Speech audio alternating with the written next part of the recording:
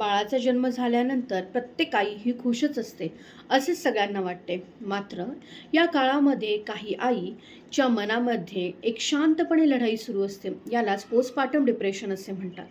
बाळाचा जन्म हा आयुष्यातील सगळ्यात आनंदाचा क्षण असतो.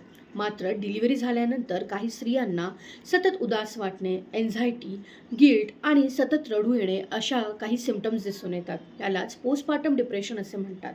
तर असे का होते?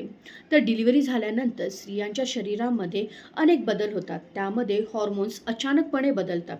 यासोबतच झोपेची कमतरता, अचानक आलेली जबाबदारी, शारीरिक थकवा आणि तसेच सपोर्टची कमी यामुळे काही स्त्रिया या इमोशनली अत्यंत ओव्हरवेल्म होतात आणि त्यामुळेच त्यांना सतत रडू येणे, एन्झायटी, गिल्ट, काहीही करण्याची इच्छा नसणे, सतत उदासीन वाटणे, याबरोबरच बाळाशी बॉन्डिंग न होणे आणि त्यामुळे सतत रडू येणे यासारखे सिम्पटम्स दिसून येतात.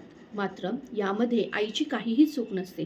ही एक मेडिकल कंडिशन आहे. ती हॉर्मोन्स चेंज झाल्यामुळे होऊन येते.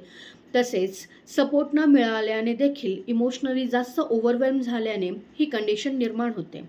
यामध्ये फॅमिलीचा योग्य वेळी मिळालेला सपोर्ट, काउन्सिलिंग आणि काही केसेसमध्ये योग्य ती ट्रीटमेंट दिल्यानंतर पोस्टपार्टम डिप्रेशन हे पूर्णपणे कंट्रोल करता येते.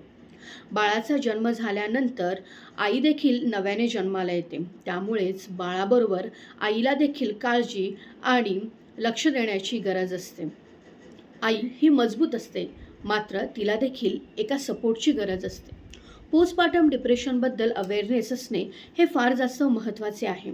त्यामुळेच बाळाच्या जन्मानंतर जशी बाळाची काळजी घेतली जाते, तसेच नवीन झालेल्या आईला देखील मानसिक सपोर्ट देणं हे तितकेच गरजेचे असते.